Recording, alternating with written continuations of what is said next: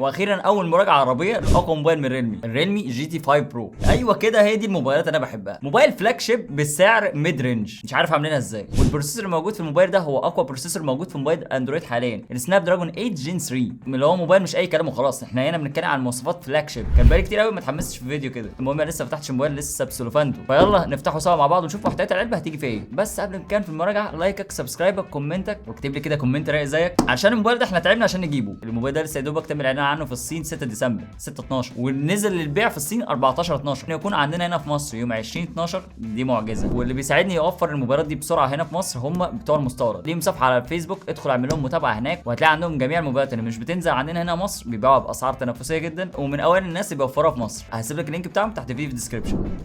افتح بقى كده وسلايد على مهلك، على مهلك وتدلع يا رايق. لا مش على مهلك قوي كده يعني. السلام.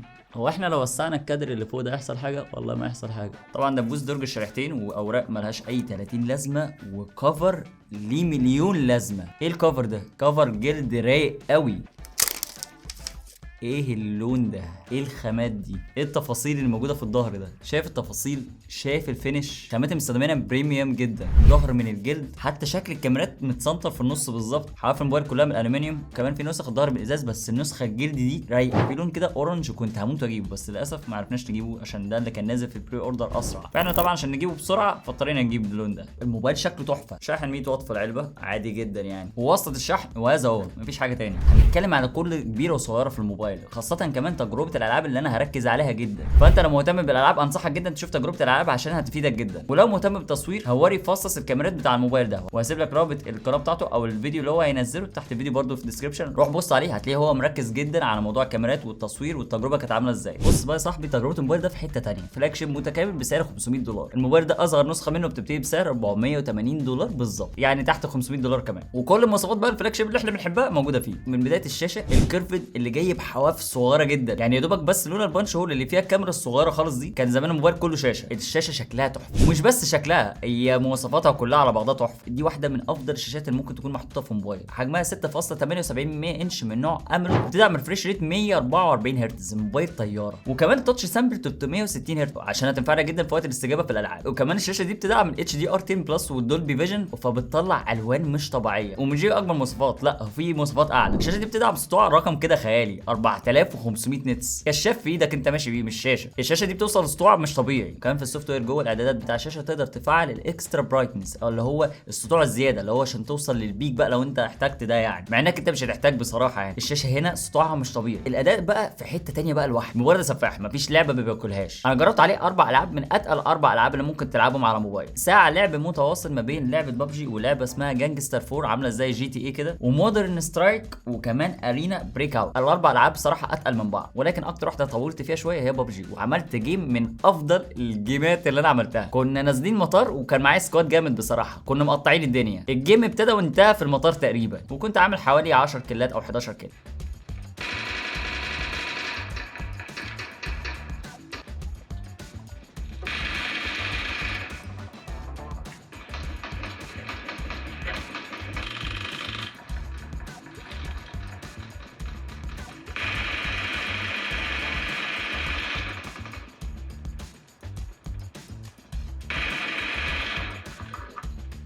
اللي بعده.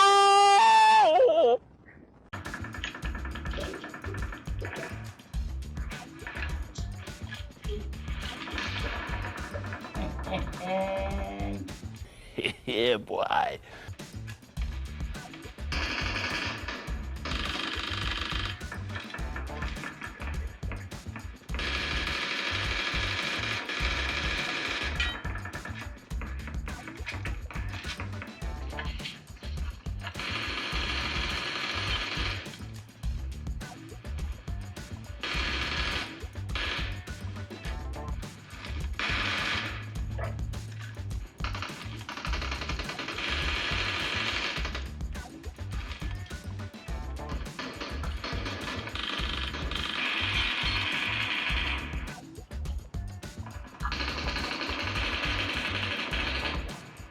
طريق سلام انت. سلام.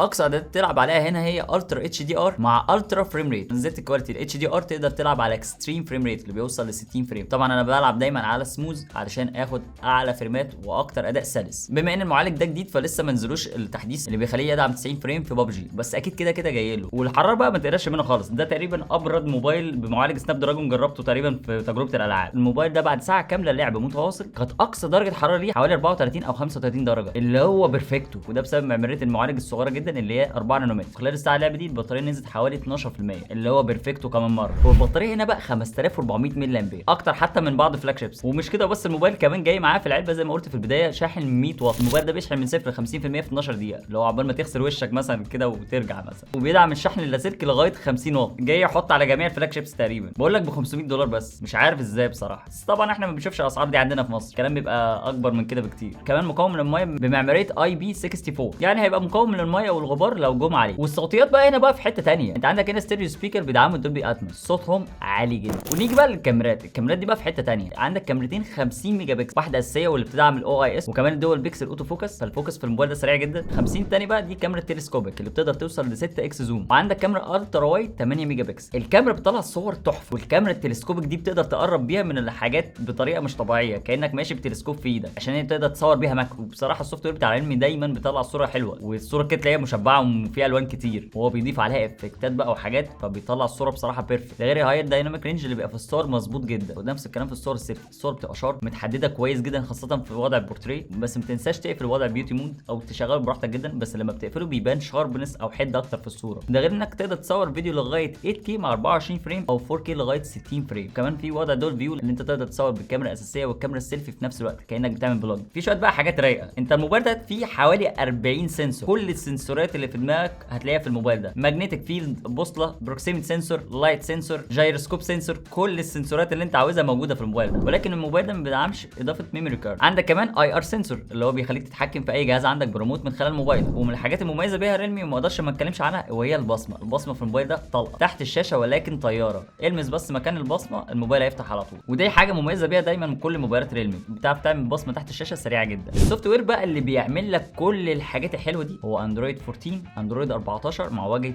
ريلمي يو اي 5.0. الموبايل طلقه بصراحه، كل حاجه ناعمه وطياره في الموبايل ده. وهي الواجهه اصلا بصراحه خفيفه، واجهه ريلمي خفيفه مع معالج اصلا قوي جدا، فالموبايل طاير. كل حاجه بتتم على الموبايل ده بسرعه، بالاضافه بقى 16 جيجا رام، فافتح فيهم بقى حاجات كتيره براحتك. وهم بصراحه بقى عاملين كام اضافه كده في السوفت وير جامدين جدا، زي انك تقدر تتحكم في بعض التطبيقات اللي تفضل في الرام مهما فضيت الرام، التطبيقات دي هتفضل شغاله. زي مثلا لعبه معينه انت عايزها تبقى شغاله دايما، مهما عملت ومهما فتحت من تطبيقات ومهما سبتها في الرام هتفضل موجوده. وده تقدر تعمله من جوه السوفت وير. كمان برضو في حركه ساعه ان انت تقدر تتحكم في كل تطبيق الريفريش ريت بتاعه يبقى قد ايه، عشان احيانا السوفت وير لما مثلا بتفتح تطبيق معين مش محتاج فيه الريفريش ريت العالي فبيقلل الريفريش ريت بتاع الشاشه. انت بقى تقدر تتحكم بقى في كل تطبيق ايه الريفريش ريت المناسب ليه. مفيش دلع اكتر من كده. الموبايل بصراحه صفقه جامده جدا، في كل حاجه ممكن تحتاجها، الديزاين والخامات والماتيريال وشكل الموبايل اللي انت مش دافع فلوسك وخلاص، اللي هو يعتبر اصلا ميد رينج، هو $500 بس. فصفقه جامده جدا ان انت تاخد فلاج شيب متكامل بسعر موبايل ميد رينج. كل حاجه تقريبا انت محتاجها هتلاقيه مع الموبايل ده. فانا عملت اللي عليا وفصصت لك الموبايل. لايكك بقى، سبسكرايبك لو انت مش مشترك، كومنت كده رايق قول لي شكرا على المجهود، اي حاجه. بس يا معلم قول لي ايه الموبايلات اللي انت حابب ان احنا نجربها الفتره اللي جايه، وكده اكون خلصت واشوفك على خير الفيديو اللي جاي.